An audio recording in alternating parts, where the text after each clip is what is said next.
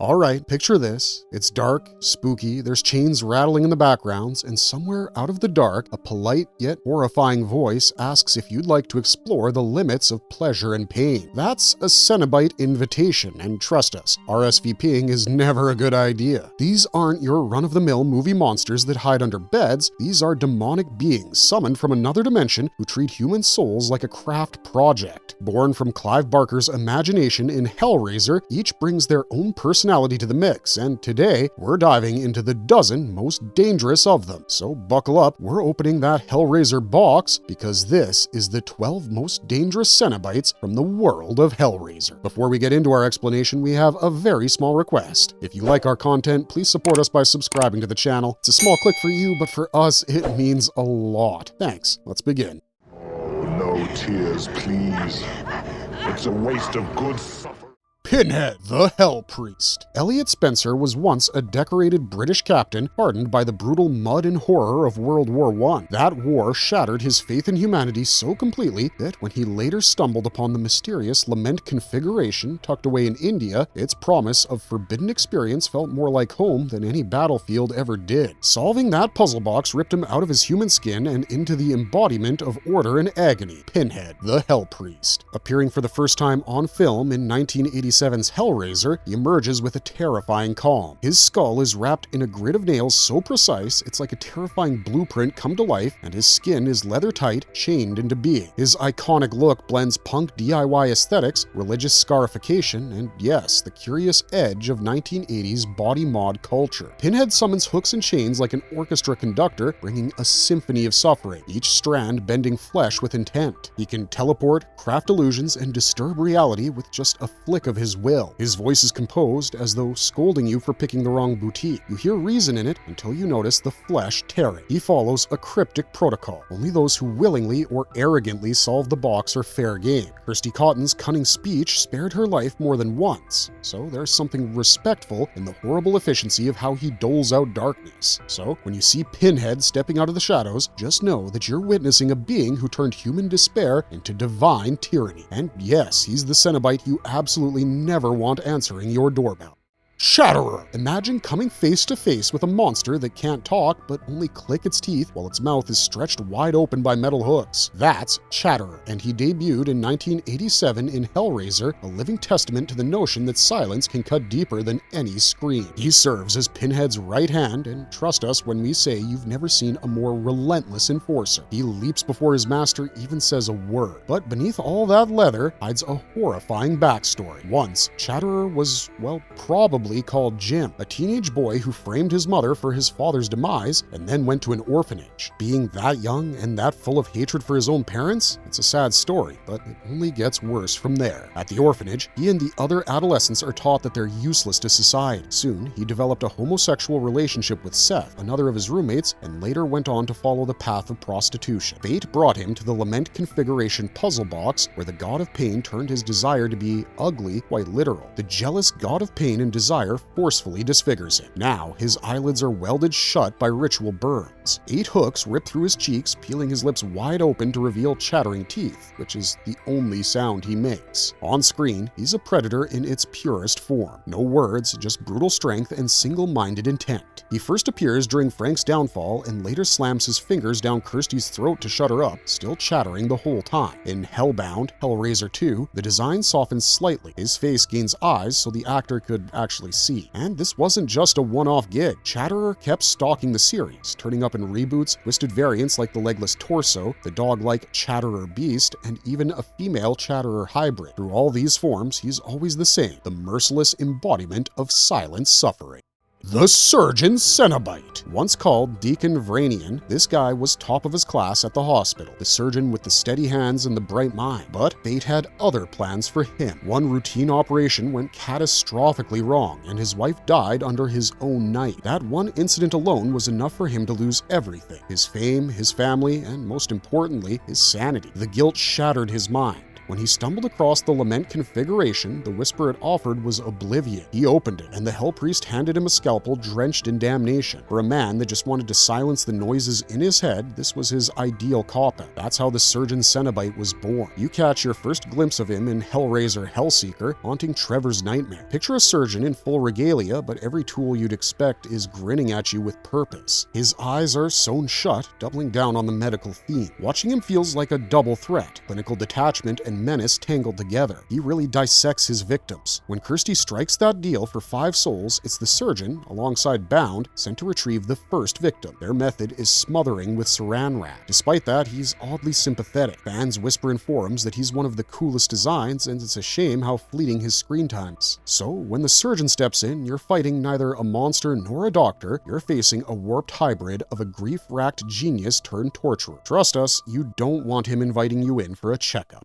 Anjelique, the Princess of Torment. Anjelique materializes in Hellraiser Bloodline from 1996, stepping into the frame wrapped in a calm that belies her infernal heritage. Originally summoned as a demon princess of hell by Philippe Le Marchand's ritual, she inhabited the body of a young woman who was seductive, elegant, and dripping with grace before her frayed loyalties and centuries of dark survival twisted that beauty into something far more lethal. Her mortal form appears preternaturally flawless, until that lust in your nerves snaps when you see the glint in her eyes. Fast forward to her transformation into a Cenobite. The same surface vanishes. Her bald scalp is peeled back with wires into a skull-exposed horror, hooks pierce flesh across her torso, and she wears a tight leather dress with every stitch and seam focused on her redesign. Angelique's brand of damnation thrives on temptation. She walks right up to her victims, whispering promises and winding them into damnation with smiles. Unlike the modern credo of pain and order that Pinhead embodies, she clings to seduction masquerading as compassion. In a film that spans centuries, her arc shoots from demon hunter to reluctant ally, then Cenobite enforcer. She seduces her way into power, then resists the cruel modernization of hell, only to be forced into its ranks by Pinhead himself. Fans still debate her motives. Some see her as a tragic figure who misses Earth's chaos. Others sense a longing to escape the cold code of hell. She's basically a creature that loved sin more than suffering and was ultimately betrayed by both worlds. Butterball, the Silent Glutton. Butterball barges into Hellraiser 1987 like the aftertaste of a feast gone horribly wrong. His silhouette breaks the chain-clad aesthetic, and he shows up gargantuan and oddly calm. Sunglasses rest where eyes once were, stitched shut beneath weighty eyelid scars. A yawning slice across his stomach is held open by taut hooks. It's less gear and more statement. Once human, he's said to have been a depraved man named Laszlo who was obsessed with sin and excess. You know, the ideal blueprint for Hell's architecture of punishment. He didn't lead the Cenobites in the film, but the original novella cast him as the original boss before speech limitations redirected that leadership to Pinhead. That hush came courtesy of prosthetics so restrictive that no P's or B's could pass, turning him mute in his final form. On screen, Butterball's slow advance feels like inevitability itself, dragging agony in each step. The hooks on his stomach signify sustained torment designed for long-term suffering. Also, we gotta say, it's pretty ironic to put sunglasses on a blind demon, but to quote all the horror fans out there, how else will the Labyrinth know he's a cool guy?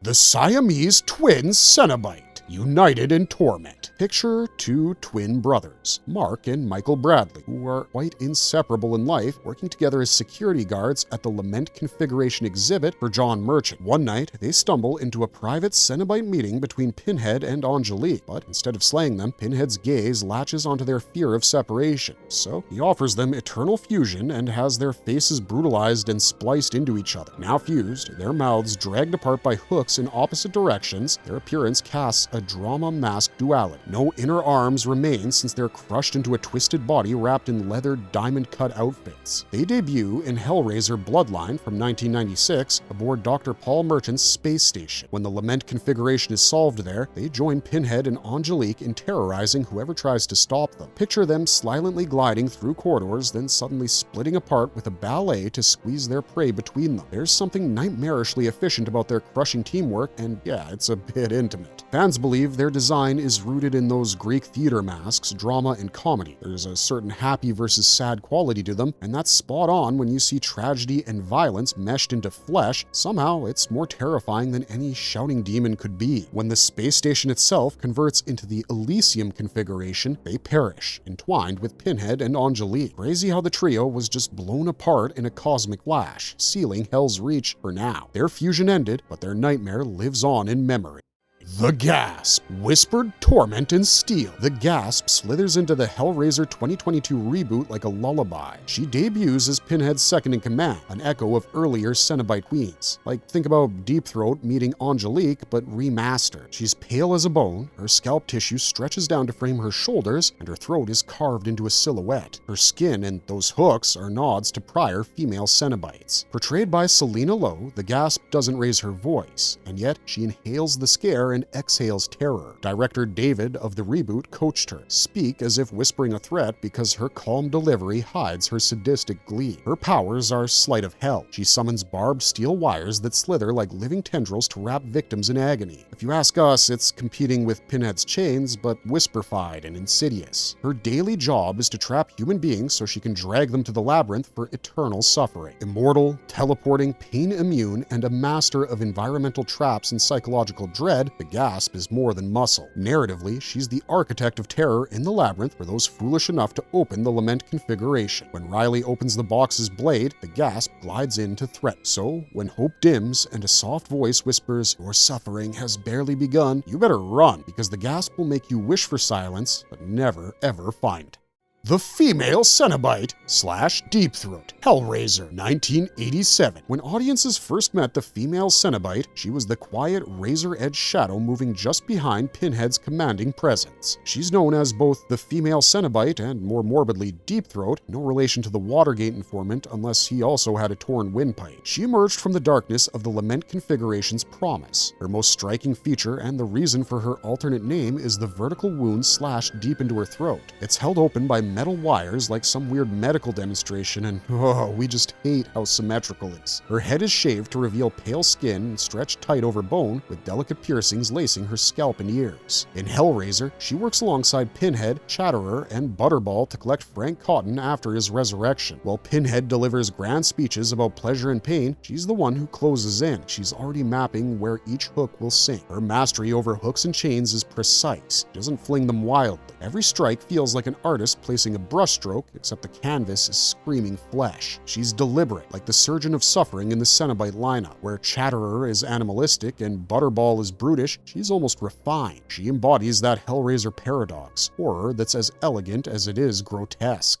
Piston Head. Hellraiser 3. Hell on Earth, 1992. Then we've got Piston Head, stomping into Hellraiser 3 Hell on Earth like a Cenobite who skipped the dress code and brought his own industrial soundtrack. The moment you see him, you know this isn't a subtle operator. He's got a literal piston rammed through his skull that jerks and hammers with the rhythm of heavy factory machinery. And, well, that piston moves with bone-cracking force. Piston Head is the Cenobite embodiment of raw chaos. Where the female Cenobite moves like a chess master, Piston Head is a demolition derby on legs. His attacks are loud, brutal, and direct. He often bludgeons his prey by using jarring thrusts to disorient victims. There's an almost rhythmic brutality to his violence. Every blow feels timed to the pounding beat of some invisible industrial drum. Visually, he's an absolute horror show collage of flesh and steel. The piston appears to be permanently embedded. It's merged with his skull as though it's always been there. His face is partially torn and scarred from the machinery's repeated motion, and chains and metal adornments crisscross his body like some bondage meets construction site aesthetic. His pale, mottled skin is stretched, highlighting the metallic intrusions that violate his human form. In Hellraiser 3, he's part of the Cenobite onslaught that feels more unhinged than the original order-bound crew. This batch thrives on destruction and spectacle, and, well, Piston Head fits that mold perfectly. He's less about ritualistic punishment and more about carnage, like a punk rocker in a room full of opera singers.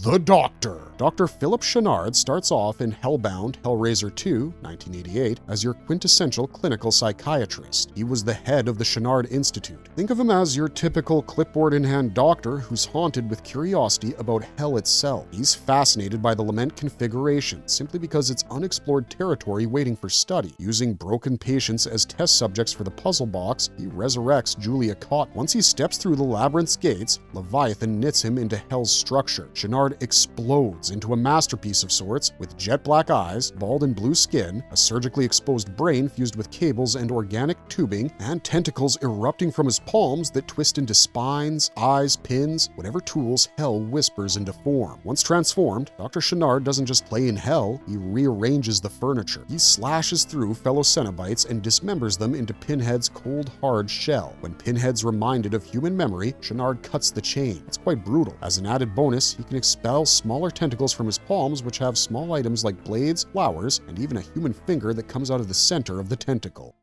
The Weeper. Enter the Weeper, a chilling new face from the Hellraiser 2022 reboot. Her deep midnight blue flesh is bare and vulnerable, except for that haunting splash. Jet black tears stain her skin, each drop a promise of psychological unraveling. Her large raven eyes are empty wells of grief, hunger, or something more insidious that pierces you. What sets her apart is some artistic torment in motion. One of her abilities allows her arms to split open lengthwise to reveal a second skeletal set held loosely in place by pins. She loves to orchestrate a mental collapse, and don't be fooled by her petty tears. They're just a symbol of empathy twisted into menace. Actress Yinka Oloranknife whispered that the Weeper's weeps aren't singular. There's sometimes sorrow, sometimes seduction, sometimes mockery. She weeps for reasons you won't understand until you're already trapped in her hallucination. In the 2022 Hellraiser reboot, as Riley flirts with temptation and escape, the Weeper skates alongside a distorted figure who draws your gaze, then your dread. She eyes the emotional corners of the mind and exploits them. She embodies what hell might sound like after you've lost your voice. So, when the Weeper glides into the scene with those black tears and split open limbs, you're not just facing a demon, you're staring at emotion twisted into torture. Trust us, once these tears touch you, the release you crave becomes its own torment.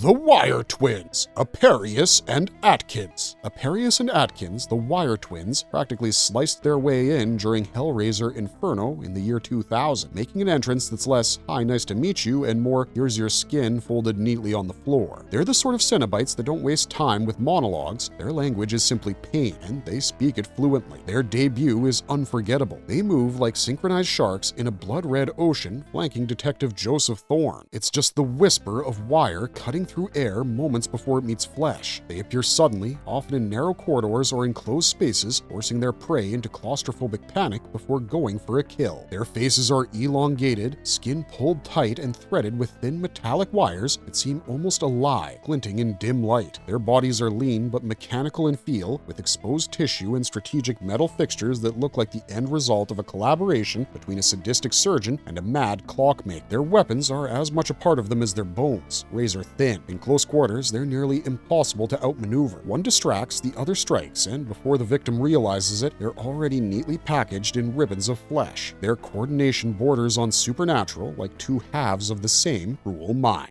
Marvelous verdict! So there you have it. From the precision of Pinhead to the Weeper's sorrow-turned-torture, the Cenobites of Hellraiser are the embodiment of imagination run wildly cruel. Each one brings a distinct flavor of horror, whether it's force or psychological manipulation. Watching them, you realize that the scariest monsters are meticulous and disturbingly elegant. Which Cenobite freaks you out the most? Drop your pick in the comments and let's debate who truly rules the labyrinth of pain. Your voice might just summon them, metaphorically of course. And if you enjoyed this video, don't forget to like and subscribe to our channel so we can bring you more such deep dives. We'd love to do it, and we love when you join us. So until next time, stay safe and stay sharp, and we'll catch you in the next one.